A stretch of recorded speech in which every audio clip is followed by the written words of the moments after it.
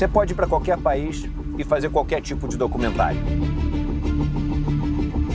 Cheguei a Havana, Fidel me chamou no gabinete dele e se virou e falou assim: o que você quer me perguntar?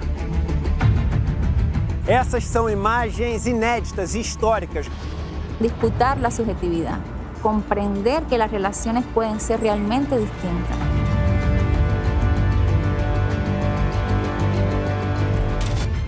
Siempre se habla de los que se van de Cuba, pero no se habla de la mayoría, que son los que se quedan viviendo en Cuba. Pues nosotros tenemos una cultura de la resistencia y de la emancipación, pero hemos generado una cultura de la solidaridad. ¡Patria o muerte! ¡Pensarán! El verdadero revolucionario tiene que tener una gran capacidad para amar, porque si no tienes esa capacidad para amar, tú no puedes entregar tu vida a una causa.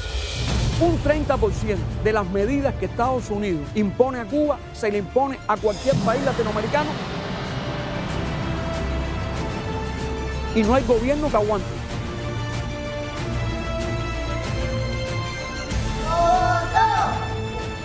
Entrevista com o presidente de Cuba, Miguel Díaz-Canel. Quítenme el bloqueo a ver qué pasa.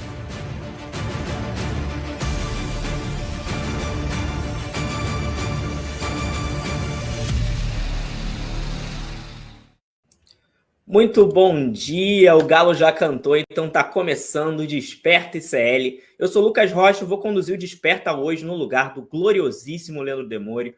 O Demore, gente, teve que se ausentar por uma questão de saúde, mas não é nada grave, ele pediu para avisar para vocês que ele já está resolvendo essa questão e deve estar de volta já, espero estar de volta aqui já na segunda-feira. Como vocês puderam ver, depois de muito vai para Cuba, o Eduardo Moreira decidiu ir e virou um documentário, né? O Homem Não Brinca em Serviço. Então vem aí o primeiro documentário internacional do ICL, que conta com a participação especial de grandes nomes, como Frei Beto, Miguel Díaz-Canel, que é o presidente de Cuba, como vocês puderam ver aí no nosso vídeo, a Aleida Guevara, filha do revolucionário Che Guevara. Então toda a nossa comunidade está muito mais do que convidada para esse lançamento online gratuito, que vai acontecer no dia 13 de agosto, na próxima terça-feira, às 20 horas, mas para você poder assistir essa sessão de cinema, precisa pegar o seu ingresso, né? Só pegar o ingresso, despertacl.com.br, você faz o seu cadastro lá. O documentário, gente, está sensacional, né? Mostra o que é Cuba hoje,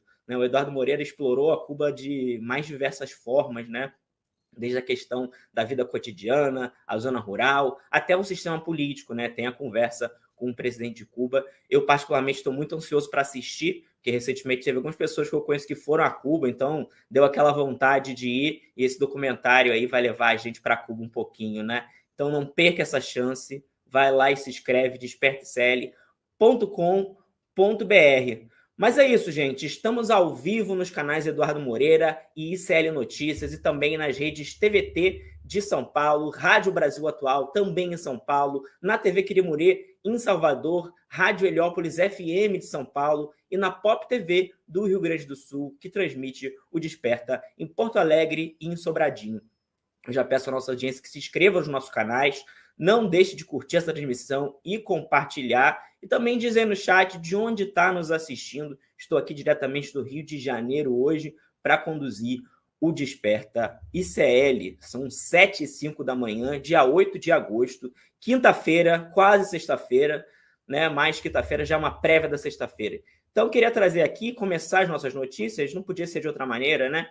Com o Giro Olímpico, né? Trazendo o nosso quadro de medalhas das Olimpíadas de Paris. Temos aqui, deixa eu ver se já está passando na tela, as Olimpíadas de Paris. Então, vamos lá. Temos os Estados Unidos na liderança desse quadro de medalhas, com 27 medalhas de ouro. Agora eles, de fato, estão liderando, né? Eles tinham inventado uma nova metodologia para poder contar o total antes das medalhas de ouro, né? O New York Times até fez uma super tabela para fazer contagens de quanto vale cada coisa, que o ouro vale tanto, a prata vale tanto. Mas, enfim, agora eles têm mais ouros do que a China. A China agora está em segundo, com 25 medalhas de ouro, 65 no total. A Austrália com 18 medalhas de ouro, 42 no total. A França com 13, 51 medalhas no total. A França que é anfitriã desses Jogos Olímpicos tão polêmicos, né? Esses Jogos Olímpicos com tanto problema. A gente vai falar daqui a pouquinho de mais uma novidade aí envolvendo essas polêmicas Olimpíadas, né? A Grã-Bretanha tem 12 medalhas de ouro, 49 no total, está aí em quinto no quadro de medalhas. O Brasil tem 14 medalhas no total, 2 medalhas de ouro. Ontem a gente teve mais uma, né, com o Eduardo Acre, o Japinha, que conseguiu o bronze no skate, uma bela apresentação lá no skate park. E o Brasil aí rumo, tentando chegar ao seu novo recorde de medalhas, né, caminhando para chegar a 22 medalhas. A nossa expectativa é que consiga, né? Apesar de a gente ter tido desmontes, muitas políticas do esporte, de incentivo ao esporte olímpico, né? De desmonte no governo Jair Bolsonaro, que isso, enfim, afeta o ciclo olímpico, né? A gente já comentou bastante aqui no ICL sobre isso, mas a expectativa é que o Brasil consiga, de fato, chegar a esse novo recorde, né? Que seria um número aí histórico para a gente, uma marca muito importante no esporte brasileiro. Por enquanto, estamos aí com 14 medalhas no total, sendo 2 de ouro, medalha da Bia Souza no judô e medalha da Rebeca Andrade na ginástica artística no solo, uma apresentação aí que arrepiou todo mundo, né, com baile de favela, né, um show à parte, né, a Rebeca Andrade é um show à parte e mobiliza muita gente, né, então foi bonito de ver, mas vamos seguir acompanhando, que tem a Olimpíada até dia 11, né, até esse domingo. Esse domingo, dia 11 de agosto, temos Jogos Olímpicos. Está quase no final, né? Já está dando aquele gostinho de quero mais, mas temos ainda alguns dias aí para aproveitar os Jogos Olímpicos, né? Temos a final do futebol feminino. Se eu não me engano, é hoje. Eu posso estar confundindo. Se eu não me engano, é hoje a final do futebol. Mas, enfim, vamos para as outras notícias. Já passamos aqui rapidinho sobre Olimpíadas, eu queria voltar depois no final trazendo alguns pontos curiosos, né? Mais umas novidades desses Jogos Olímpicos. Mas vamos lá. Notícia do Brasil de fato. Desmatamento na Amazônia, deixa eu só aumentar a tela aqui. Desmatamento na Amazônia cai 46%, mas Congresso ameaça, avalia o Observatório do Clima. Em 12 meses, a Amazônia Legal teve a menor área desmatada desde 2016. Mas o pacote de destruição do Congresso pode reverter os bons números. Reportagem da Carolina Bataillé, do Brasil de Fato. Né? Então, a gente tem essa notícia de que foi a menor área desmatada, de acordo com dados do Instituto Nacional de Pesquisas Espaciais, o INPE, né? Quem não lembra, o Bolsonaro tentou tirar essa responsabilidade do INPE, né? Tentou minar o INPE para não mostrar que o desmatamento estava rolando. E o secretário executivo do Observatório do Clima, o Márcio Astrini, afirma que o governo voltou a fazer operações de campo, a defender a lei, ao contrário do governo anterior. Né? Uma atuação do IBAMA, né, é fundamental para conter esse tipo de ação, conter queimada, conter desmatamento. Né? O IBAMA queima os equipamentos usados para desmatamento, tira de circulação, né? E o governo Bolsonaro parou de fazer isso, inclusive, né? O IBAMA às vezes ia fazer uma autuação, mas continuava lá o trator que podia fazer a destruição. Então, a gente tem casos relatados na imprensa disso acontecendo. Então, a gente tem agora uma atuação incisiva do governo federal na questão do meio ambiente. É claro que a gente fala que caiu o desmatamento total, mas tem a questão do Pantanal e do Cerrado, né?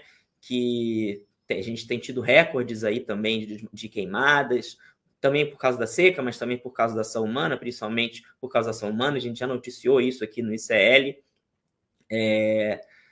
Então, tem essa declaração da ministra Marina Silva, no final da matéria, falando, né, que a Marina ressaltou a necessidade de direcionar esforços para o controle de devastação do Cerrado, onde os alertas de desmatamento tiveram altas de 9%, em relação ao período anterior, e uma das medidas desenvolvidas pelo Ministério é o Plano de Ação para a Prevenção e Controle do Desmatamento e das Queimadas no Bioma Cerrado, o PP Cerrado.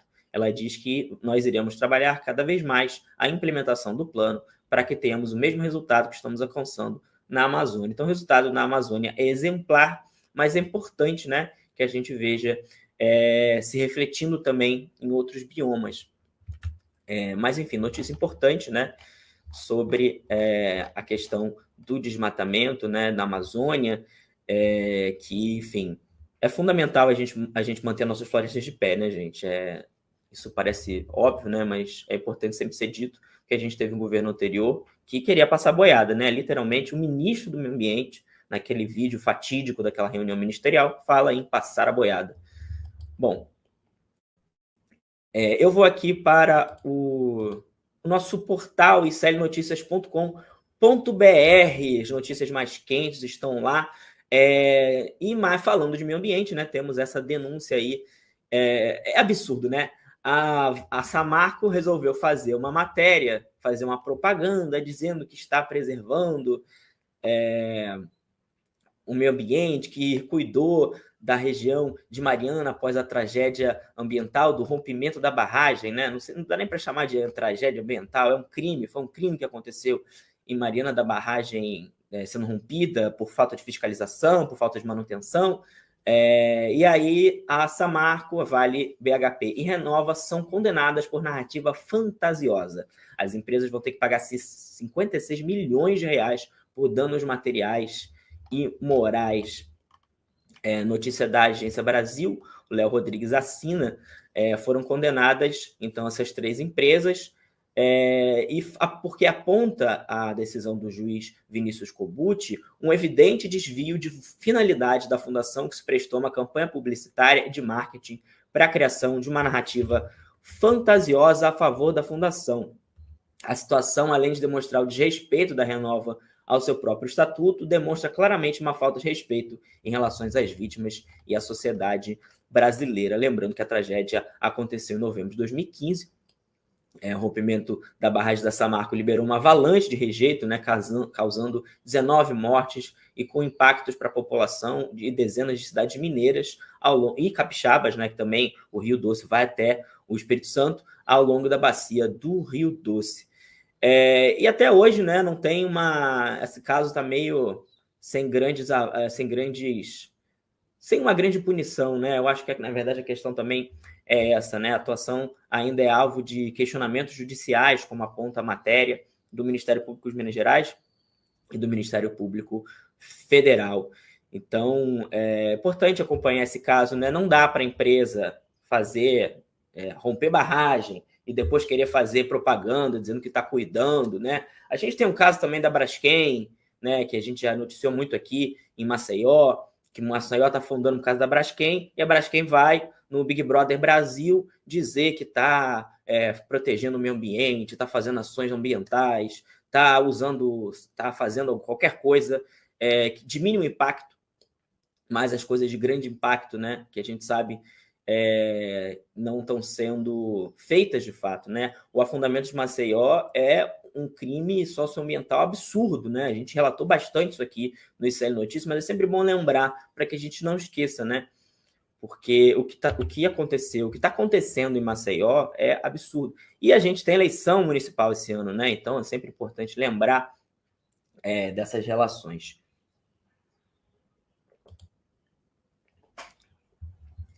Mais uma notícia aqui do nosso portal iclnoticias.com.br. TRF1 decide que empresas de Campos Neto e paraíso fiscal podem ser investigadas.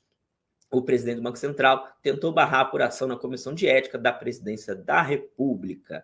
O querido amigo do mercado, né, o Roberto Campos Neto, presidente do Banco Central, estão aí na mira do TRF1. Essa notícia saiu agora de manhã. Foi cassado uma liminar do Roberto Campos Neto, que ele tinha conseguido uma liminar para impedir o andamento de processo na Comissão de Ética Pública da Presidência, que apura se ele mantém offshore no exterior. Então, vamos acompanhar.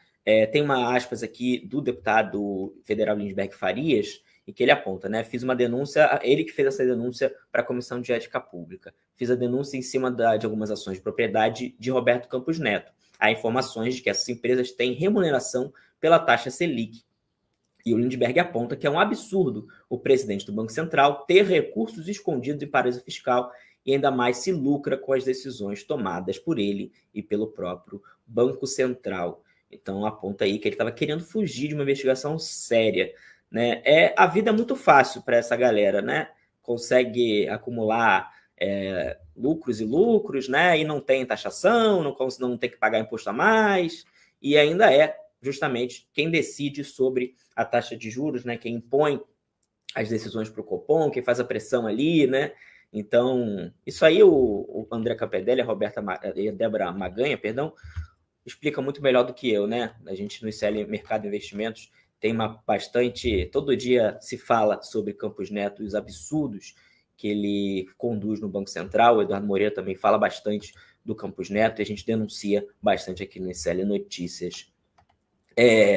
Bom, notícia boa agora também, mais uma notícia boa, né? Que a anterior também é uma notícia boa. Desembargador determina a suspensão de escolas cívicos militares de Tarcísio em São Paulo. O magistrado suspendeu a implementação até que o STF julgue a ação que questiona a constitucionalidade do modelo.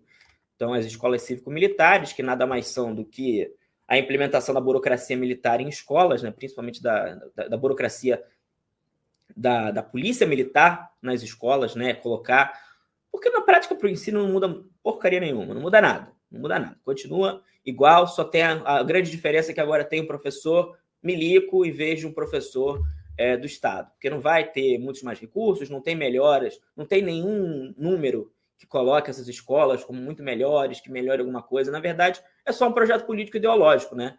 A militarização das escolas é um projeto político que o Bolsonaro implementou no governo dele, tentou implementar, né? De certa maneira conseguiu algumas adesões, e o Tarcísio vai replicando essa estratégia, né? Para poder mobilizar a base bolsonarista em favor dele. Então, o desembargador Figueiredo Gonçalves já terminou a suspensão da lei que criou as escolas cívicos militares em São Paulo.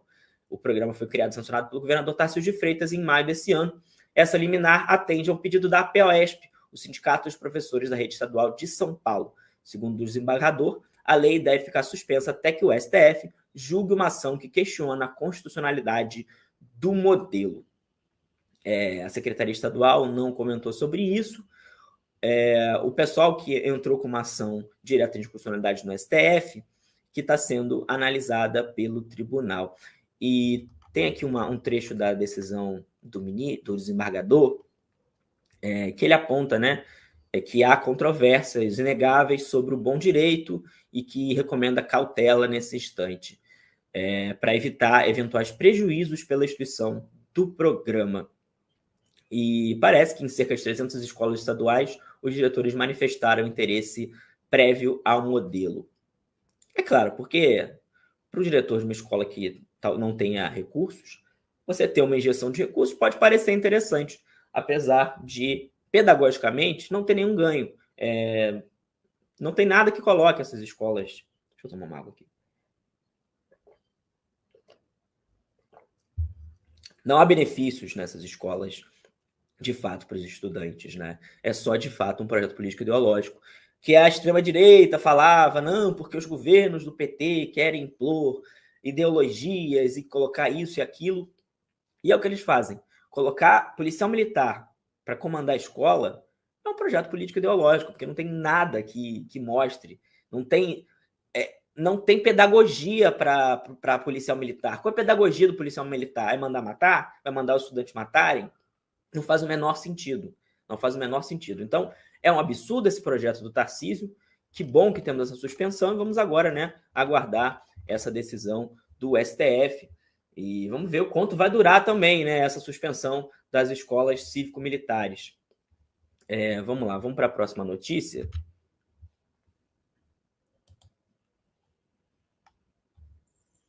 Também do nosso portal iclnoticias.com.br. Após perder processo que mirava editor do ICL, juiz do caso Ferrer desiste de 182 ações. O magistrado fez acusação contra o jornalista, mas colocou na ação dados de um homônimo. Essa é absurda, é um grande absurdo, né? Uma ação movida pelo juiz Hudson Marcos contra o jornalista Chico Alves, o editor do nosso portal ICL Notícias. Depois de perder essa ação, o juiz desistiu de todos os 182 processos que abriu contra profissionais de imprensa e figuras públicas que criticaram sua sentença. Esse juiz não tem mais o que fazer, não? Ele fica o dia inteiro despachando processo contra jornalista e influenciador digital? Tem processo contra Ivete Sangalo, Tata Werneck, Felipe Neto, Marcos Mion. Pelo amor de Deus. Tanto processo para o juiz analisar e ele fica perdendo tempo abrindo 182 processos contra jornalista, influenciador digital e artista. Isso é mais um caso também de absurdo, né, de politização também, nesse caso, politização do judiciário, porque um juiz não tinha que estar se prestando esse papel, ainda mais um juiz que cometeu, que na condução do caso da Mari Ferrer foi completamente omisso com os abusos que estavam sendo feitos no julgamento. Tem aqui essa ação contra o Chico Alves. O juiz disse que um texto publicado na coluna de opinião do UOL teria atribuído a ele estupro culposo, que não é verdade, e reivindicava uma indenização de 52,8 mil reais. 53 mil reais é o que pedia ele contra o Chico Alves, o editor do nosso portal. É completamente absurdo que isso tenha sido pautado, né? Por enquanto temos essa decisão positiva, tivemos a decisão positiva, né, de perder o processo, e essa desistência também é muito importante, né, porque, enfim, mostra que o juiz não pode fazer o que quiser, de fato, né? A gente sabe que muitas coisas pode, mas é uma decisão importante porque contém um pouco do assédio judicial que é feito contra jornalistas, né? E a gente vai falar disso também na próxima notícia, para linkar uma com a outra. Eu acho que elas são um pouco próximas, né?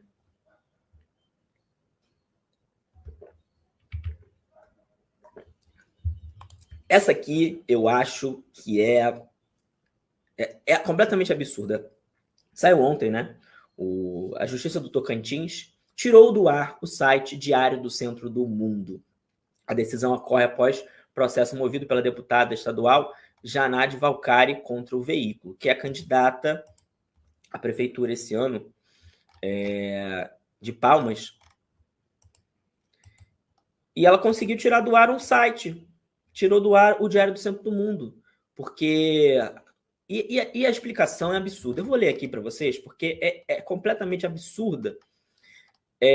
Segundo o TJ, a decisão de suspender o site ocorreu devido a tentativas infrutíferas de contato com o DCM e da impossibilidade técnica da suspensão apenas de uma notícia, que era a que a dona Janade Valcari, a deputada, pediu a suspensão, né? E aí a justiça aponta que foi necessário adotar uma medida alternativa para garantir a efetividade da decisão judicial. E a medida alternativa é derrubar um site, é atentar contra a liberdade de expressão, é atentar contra o direito à comunicação que a gente tem reconhecido no PNDH 3, Plano Nacional de Direitos Humanos 3, terceiro Plano Nacional de Direitos Humanos, que reconhece o direito à comunicação, mas a gente não tem muito essa bandeira aqui hoje em dia, né, depois de muito tempo, mas é uma pauta que precisa voltar. E eu acho que essa notícia do DCM, essa derrubada do DCM, que é completamente absurda, nos traz essa pauta do direito à comunicação novamente. Porque não é só a liberdade do DCM se expressar, é o nosso direito de conseguir ter acesso à notícia. É o nosso direito, enquanto cidadão, de ir lá no site do DCM e ler as notícias do site DCM, do portal DCM. Então, é um caso, assim, que eu acho assustador, porque mostra que continua o assédio judicial contra a imprensa. Não acabou no governo Bolsonaro, até porque, no caso, estamos falando da Justiça, né? Tribunal de Justiça do Tocantins. Essa pauta tem que continuar sendo muito presente nas reivindicações da nossa sociedade civil, do jornalismo, né? O direito à comunicação ele tem que ser uma pauta nossa, e a liberdade de expressão tem que ser uma pauta nossa. E parece que o Kiko Nogueira, né, o diretor do DCM, soube quando estava no ar, quando estava numa transmissão ao vivo, que ele soube da decisão judicial. E aí tem a aspa dele aqui: vamos ter que lutar muito para reverter isso. Nosso advogado está atrás disso e me disse que retorna em breve com a solução. Acho que ele vai ter que entrar com pedido de liminar para o site voltar ao ar. Enquanto isso, nós vamos perdendo dinheiro, audiência, e no limite o que eles querem é quebrar o DCM. Essa é a fala do Kiko Nogueira, diretor do DCM. E é isso, né? O site sai do ar, perde esse recurso, não consegue monetizar no que precisa, né? A gente está falando de mídia dependente, que no caso do DCM depende de acesso, depende de clique, depende da propaganda paga do Google, da propaganda do Google Ads, né? O Google Ads, que são as propagandas do Google que aparecem nos sites, eles geram receita para os sites, né? Aqui no ICL a gente não tem, mas muitos sites dependem desse Google Ads para conseguir se manter vivo. Então, é uma forma de tirar do ar de vez. Tirou do ar pontualmente, com essa decisão do Tribunal de Justiça de Tocantins, mas continua, né? Mas continua com essa tentativa de fato tirar do ar. E a deputada que tirou o DCM do ar, que pediu tirar do DCM do ar, ela é bolsonarista, ela defende a liberdade metafórica de expressão, mas na hora H, na hora de que eles usam esse discurso, né, de uma liberdade de expressão para todo mundo, para golpista poder quebrar o Planalto, para golpista poder falar e citar golpe nas redes, e essa notícia, mas quando tem uma notícia que mostra um possível esquema de corrupção, ela quer tirar do ar. Aí não pode. Aí a liberdade de expressão tem limite, né? É o limite do meu. Tá falando de mim, não pode falar. E a reportagem do DCM apontava que a deputada teria faturado 23 milhões, teria supostamente faturado supostos 23 milhões por supostamente um suposto esquema que envolveria a Prefeitura de Tocantins e a banda Barões da Pesadinha. Então, supostamente, é um caso absurdo de corrupção, né? E ela, por essa suposição, decidiu pedir a retirada do ar do site. E, assim, tem muitos meios, né, no jornalismo da gente retificar uma notícia equivocada, da gente dar a posição para o outro lado, né? Mas para o bolsonarismo isso não importa.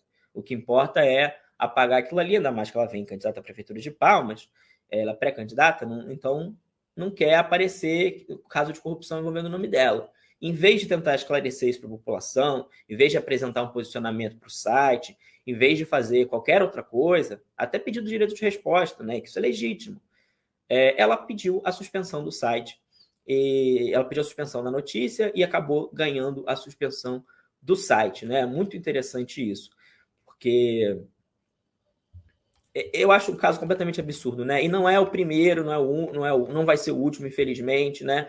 Aqui no ICL a gente foi alvo, acho que a nossa audiência toda sabe, que a gente foi alvo de um processo de um importante líder parlamentar que tirou do ar reportagem nossa, que fez a gente tirar matérias do ar e que limitou o direito à informação de quem está nos assistindo, limitou a nossa liberdade de nos expressar e limitou o direito de quem está nos assistindo de saber um caso absurdo envolvendo um importantíssimo líder parlamentar brasileiro,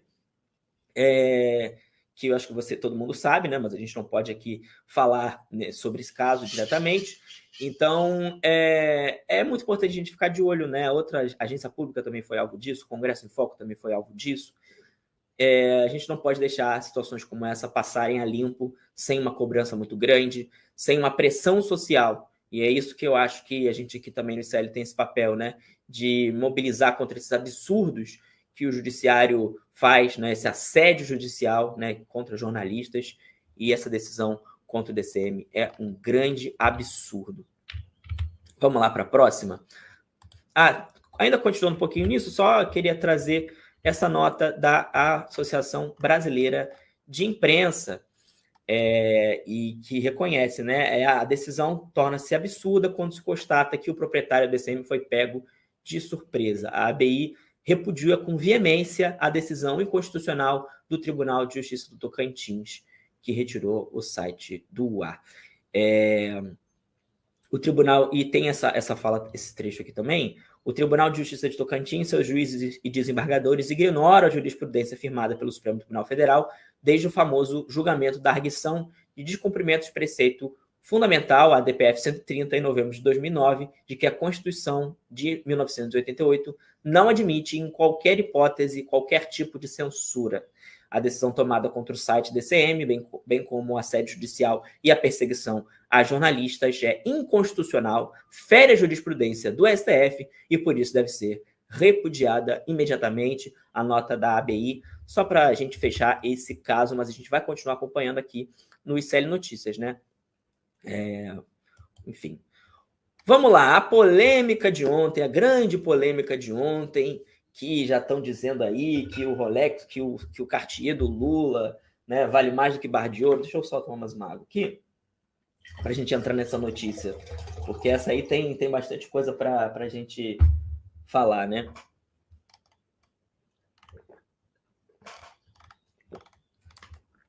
Vamos lá. TCU decide que Lula não precisa devolver relógio recebido durante o primeiro mandato. Decisão poderá abrir brecha para que seja rediscutido o caso das joias dadas ao ex-presidente Jair Bolsonaro. Parece um caso de deu tiro aqui para acertar lá, né? Na verdade, esse pedido de devolver o relógio do Lula, o relógio que o presidente Lula recebeu, foi em 2005, durante o primeiro mandato dele, quando não havia nenhuma legislação sobre a devolução de presentes recebidos pela presidência. Só que a decisão do TCU, ela não fala isso. Essa foi a posição do relator, do ministro relator falou. Então, em 2016 não existe essa regra, a regra não pode ser retroativa, então não tem que devolver.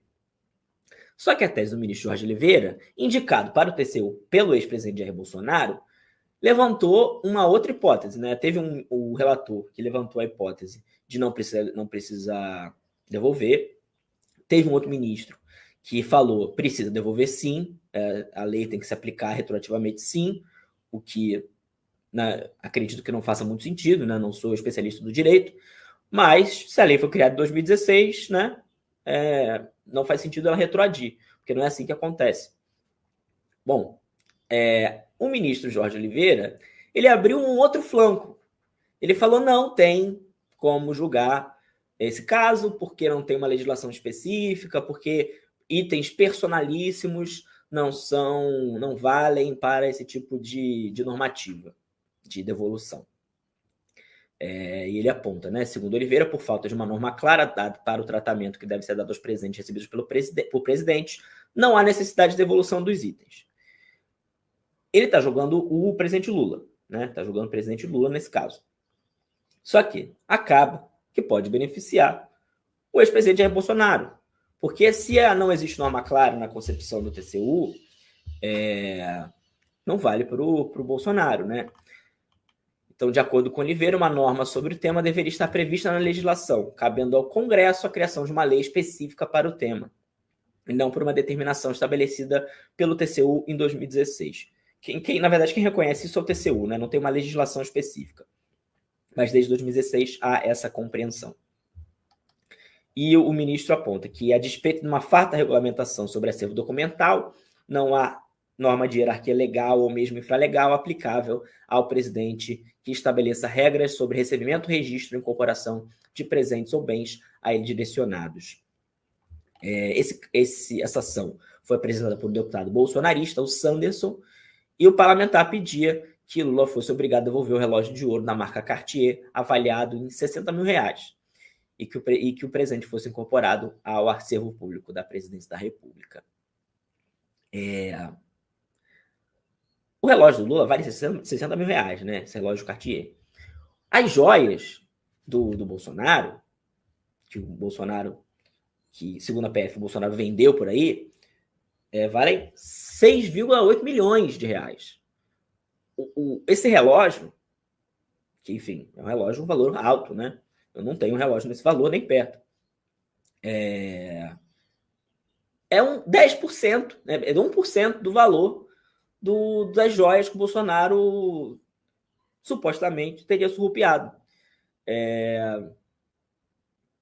Então, que item personalíssimo é esse de 6,8 milhões de reais, né? Ontem no N2, o Rodrigo Viana estava falando sobre isso, né? Personalíssimo, 6,8 milhões de reais é personalíssimo, porque o Bolsonaro vai sair usando por aí um colar de 6,8 milhões, ele vai na esquina comprar pão com leite condensado com um colar de 6,8 milhões de reais.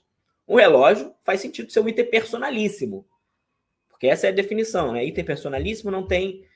foi isso que eles entenderam no TCU, que item personalíssimo não se aplica a regra. Mas que item personalíssimo é esse, gente?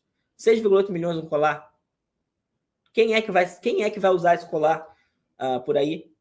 A Michelle vai usar esse colar no culto? Não vai. O Bolsonaro muito menos. Então, chama muita atenção, né, considerar que um colar de 6,8 milhões é um item personalíssimo, é curioso.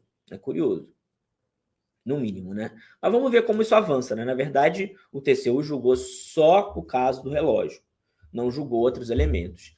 E tem um desdobramento disso,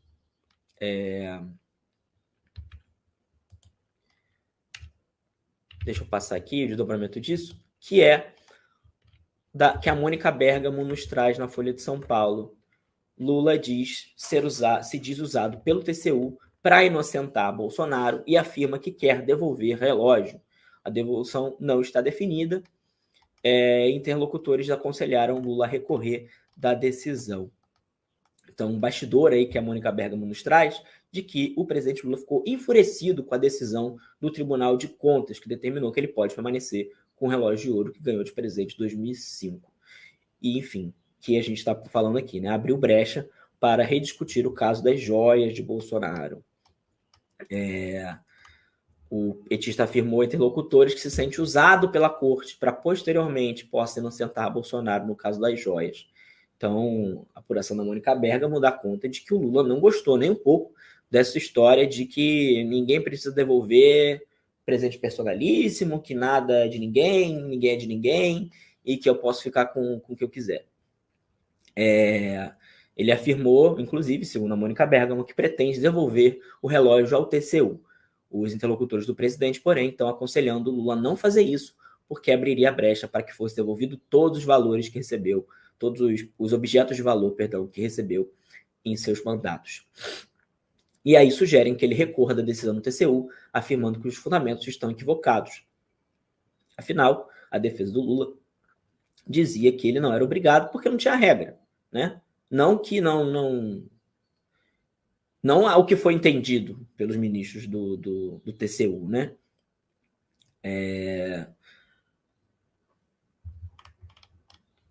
Então, vamos acompanhar esse caso, né? A gente vai acompanhar de perto esse caso, porque acaba beneficiando, né, o ex-presidente Jair Bolsonaro. O julgamento contra ele está sendo conduzido no STF.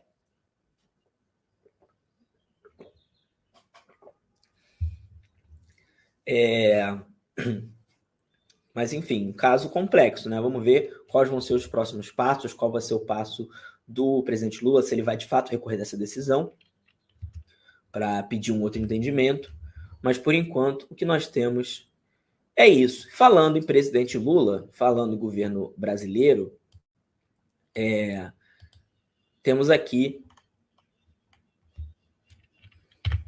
França, Espanha e Estados Unidos respaldam a estratégia do Brasil, Colômbia e México para conter crise na Venezuela. Voltamos a falar de Venezuela, uma notícia importante que saiu ontem à tarde no Globo, matéria da Eliane Oliveira, que aponta, né, que o mais recente apoio à estratégia de Brasil, Colômbia e México, que defende a divulgação das atas eleitorais uma solução negociada para a crise na Venezuela, foi articulada, isso é importante, em uma conversa telefônica entre o ministro das Relações Exteriores, Mauro Vieira, e o chanceler espanhol, José Manuel Álvares. Juntamente com os Estados Unidos e França, agora a Espanha respalda a linha de atuação dos três países. Vamos lá. Teve uma cartinha, né? Rolou uma cartinha de ex-presidentes de direita da América Latina e um ex-presidente da Espanha, dizendo que era um absurdo a postura do Lula, que o Lula estava sendo antidemocrático, que o Lula isso, que o Lula aquilo, que era uma grande palhaçada, né? Um grande jogo de cena. Porque a postura do governo brasileiro, na minha humilde opinião, é irretocável nesse caso. Porque o governo brasileiro não está defendendo, não, Maduro ganhou a eleição em ponto, então ele que tem que continuar. Ou então o contrário, né? O Gonçalves ganhou a eleição e ele que tem que assumir presidente. Porque, vamos pensar comigo, Maduro, nas atas divulgadas, de fato, dão Maduro presidente. O clima social vai ficar como? E se for o contrário? Se for o Gonçalves o presidente, se as atas da oposição são verdadeiras, as alegações são verdadeiras de que houve ali uma manipulação dessas atas, como vai ficar a situação na Venezuela? Vai virar uma guerra civil? Porque uma autoproclamação do Gonçalves favorece o endurecimento, o tensionamento social na Venezuela. Acho que isso é muito importante. O governo Lula tem sido criticado, né, por isso, porque ele não está defendendo a democracia, Que democracia seria essa com uma guerra civil encampada? Que democracia seria essa com a população com cada vez mais sanções, né? Sem conseguir sair na rua para comprar comida porque está tendo troca de tiro na rua? Que não é um cenário impossível. A gente sabe que em casos de intervenções internacionais em países, o clima ficou muito hostil. E a gente acho que não tem nenhum bom caso de uma intervenção internacional que fez o país se democratizar de fato. Né? A gente tem os exemplos das... não estou dizendo que é isso que está acontecendo de fato na Venezuela. Estou dizendo, se hipoteticamente, né, se reconheça de fato o Gonçalves como presidente, a gente tem um cenário parecido com o que a gente viu na Líbia, né, na região do norte da África e no Oriente Médio. Então, o caso da Líbia acho que é um caso muito marcante, né, que houve a deposição ali. Enfim, eu acho que não é questão de entrar em mérito. Se a gente está falando de um ditador, se a gente está falando de democrata, se a gente está falando se o governo é bom, se é ruim, se o Gaddafi é legal, não é isso. E não estou também comparando uma coisa com a outra, mas eu acho que é um exemplo para a gente pensar qual é a atuação que o Brasil tem que ter num caso de crise no país, né? De uma crise local, de uma crise doméstica.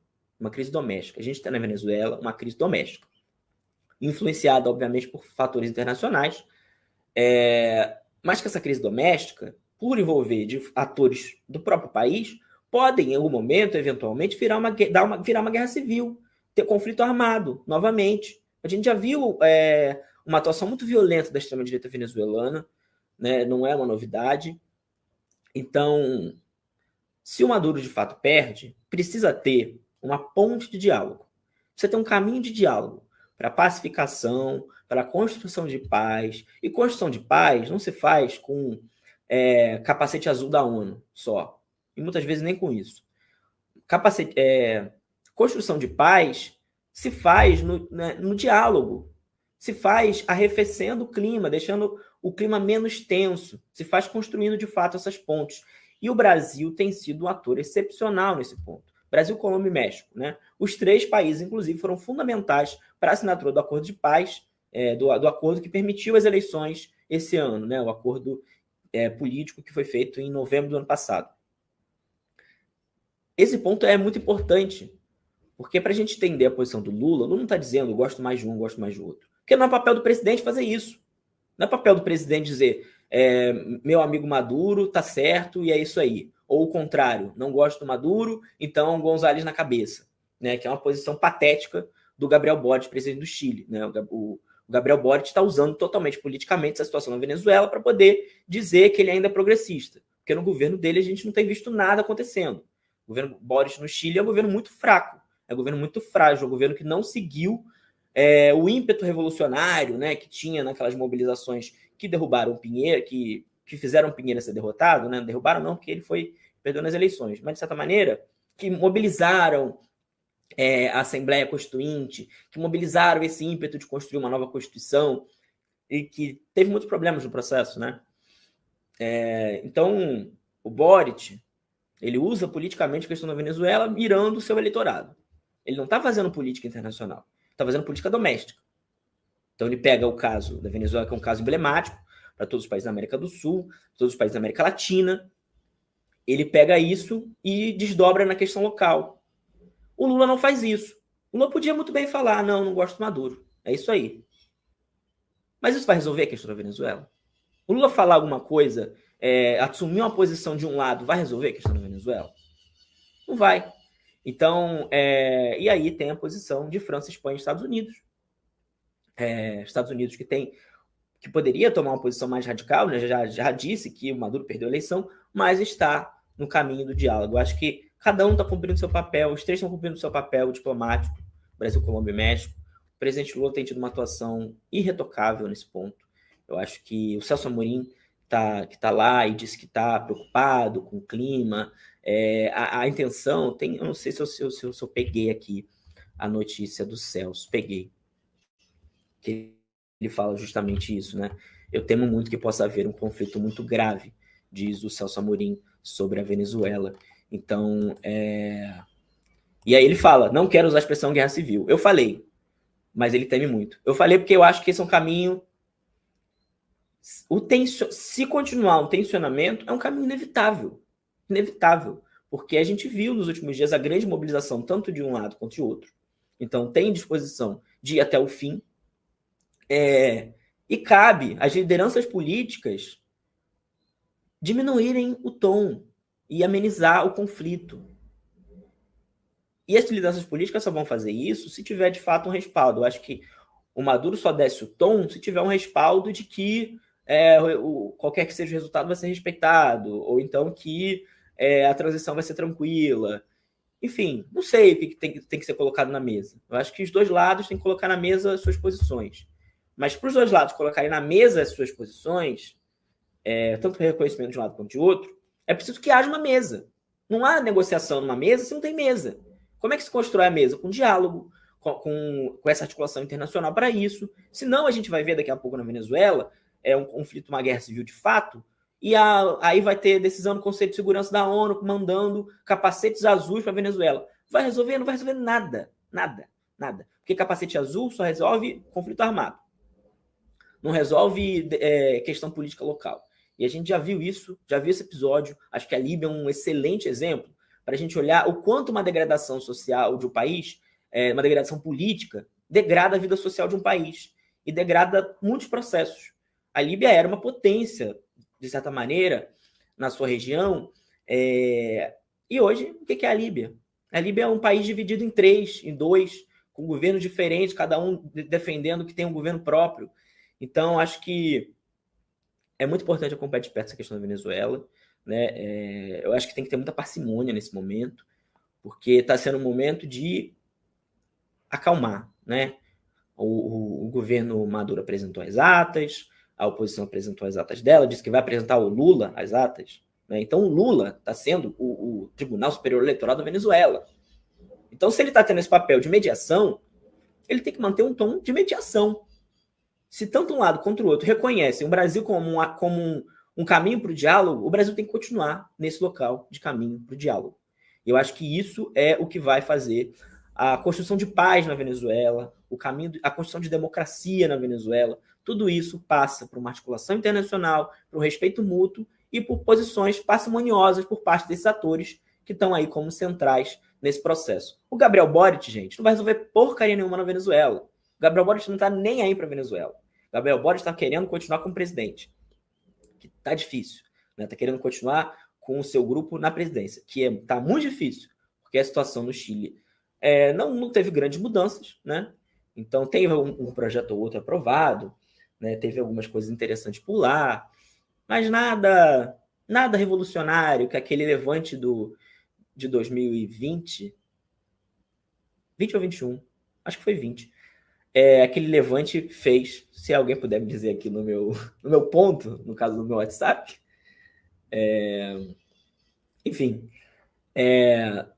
o levante do Chile não trouxe nenhuma grande mudança política factível, né, que a gente olha e fala, realmente, isso mudou 100%. Mas, enfim, né, vamos lá, vamos acompanhar, eu acho que é importante. Caramba, faltando 10 minutos agora. Vamos lá.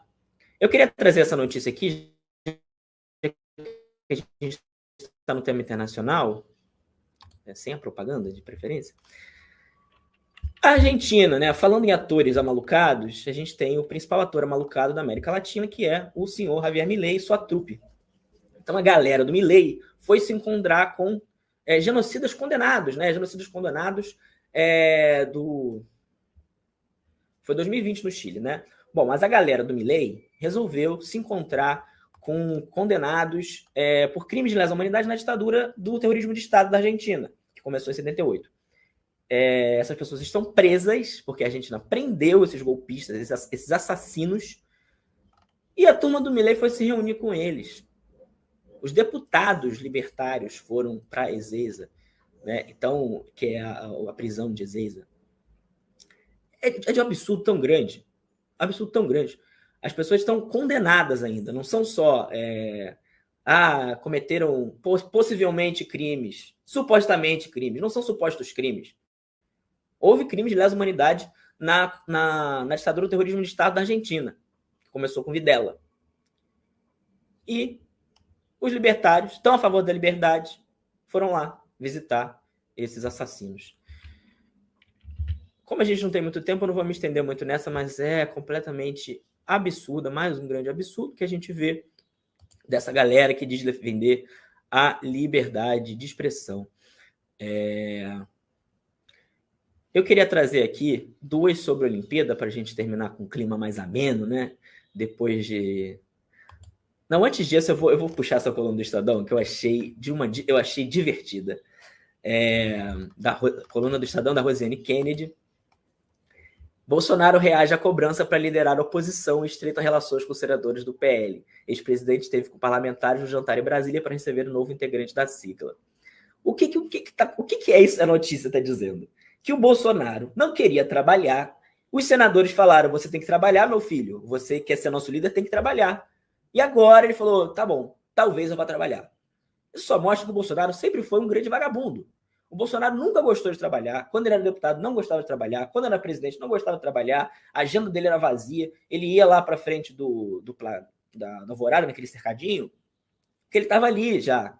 Então, o grande evento do Bolsonaro diário era ir para o cercadinho, porque ele está na porta de casa, desce ali, dá um oi para a galera, filma aqueles malucos lá falando, interage, finge que é do povo, e pronto, fez o trabalho dele. Já bateu o ponto. Ele bateu o ponto dele ali no cercadinho. Porque ele não trabalha, o Bolsonaro nunca gostou de trabalhar. Então, essa notícia aí, eu acho que ela é muito engraçada, porque mostra como é a dinâmica desse sujeito que foi o nosso presidente, né? E aqui tem, cobrado a participar mais das discussões e liderar a oposição no Senado, o presidente Jair Bolsonaro reagiu e tentou azeitar a relação com os senadores do PL. De acordo com interlocutores, ele tem promovido encontros informais esporádicos, sem discurso, com foco em estreitar as relações pessoais entre os nomes do partido. Então, não são nem encontros fixos semanais. Não é nem, não, tudo bem, eu vou tirar aqui segunda, quarta e sexta para me reunir com os senadores, a gente bate um papo, tá ok? E come um pãozinho com leite condensado. Não é nem isso, são encontros esporádicos. Quando dá vontade, ele fala assim, que tal? E hoje me encontrar com o senador. E é esse sujeito que não vai poder ser candidato à presidência por decisão, né, sobre sua inelegibilidade, mas é uma liderança aí da extrema-direita que cada vez está mais fraca. E o que essa notícia nos traz, a gente viu aqui no Rio de Janeiro, os protestos, as manifestações bolsonaristas, com tamanho... Eu acho que a que teve aqui no Rio de Janeiro, na capital, teve um tamanho razoável. Não foi grande, mas também não foi pequena. Aqui na Praça Sans Pena. Moro, inclusive, perto da Praça Sans Pena. Não foi muito grande, mas também não foi pequena. Mostra ali que tem alguma coisa. As outras, em Niterói, foi um fracasso.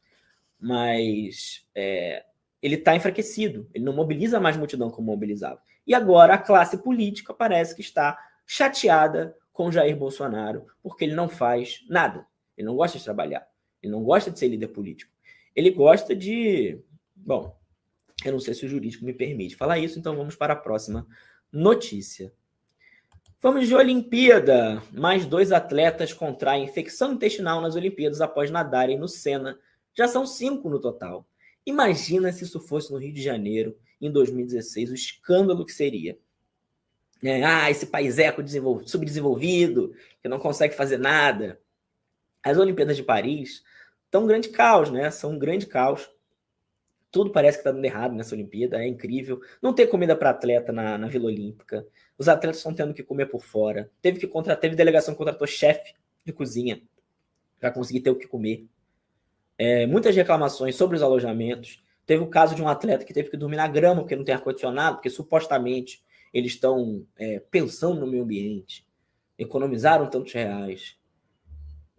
E aí vem a contradição que eu queria trazer aqui, matéria do The Guardian, que questiona, né, da Angélique Chryssafis, de Paris, colunista do The Guardian, que é um jornal britânico. Ela fala do greenwash, pergunta sobre o greenwash. Por quê? As Olimpíadas estabeleceram pontos para vender refrigerante, né? E tem que usar um copinho específico para não para proteger o meio ambiente, compre o seu copo de plástico. O plástico, em tese, reutilizado. Só que, para você encher o seu copo de plástico, você tem que usar uma garrafa de plástico. Então, é o dobro de plástico. Se fosse uma máquina de apertar o botão e sair o refrigerante, aí faz até um pouco de sentido. Mas a decisão da... Mas, enfim, isso é uma grande contradição que a gente vê em vários pontos, né? Porque a França não colocou ar-condicionado, mas as delegações que puderam compraram ar-condicionado. Qual é o sentido disso? Você acaba desnivelando também os atletas. Se tem atleta que consegue comprar ar-condicionado e botar, e atleta que não consegue comprar ar-condicionado e botar, tem um desnível aí. Além daquelas camas porcaria de papelão, né? Tem muito atleta reclamando. Mas... esse desnível acaba o quê? Aumentando o desnível entre o sul global e o norte global nas Olimpíadas. Acho que isso é uma coisa evidente, que já tem uma diferença muito grande, questão de investimento, questão de recursos para isso. E quando você cria condições ruins para os atletas, quem tem mais grana vai botar grana para garantir que os atletas estejam na melhor condição.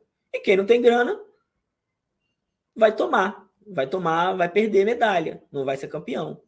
O ouro vai ficar para quem tem grana para comprar ar-condicionado. Então, essas Olimpíadas sustentáveis têm inúmeras contradições, né? Porque acaba passando também pelo discurso vazio, né? Dessa preocupação ambiental liberal, de que fazendo pequenas coisas a gente consegue. Pelo amor de Deus, né? Pelo amor de Deus. Invista mais no fundo da Amazônia em vez de fazer papagaiada com as Olimpíadas, né? Acho que isso aí é muito curioso. Bom, gente, já estamos nos encaminhando para o final aqui do nosso Desperta ICL. Foi muito prazer estar aqui com vocês. Estarei de volta no N1 para o giro de notícias do nosso portal iclnoticias.com.br. Então fique agora com Vivi Mesquita, William De Luca e Eduardo Moreira no ICL Notícias, primeira edição. Até já! Entre a utopia e o inferno, essa é a situação de um país que desperta tantas paixões, amado por tantos, odiado por outros. Estamos falando de Cuba.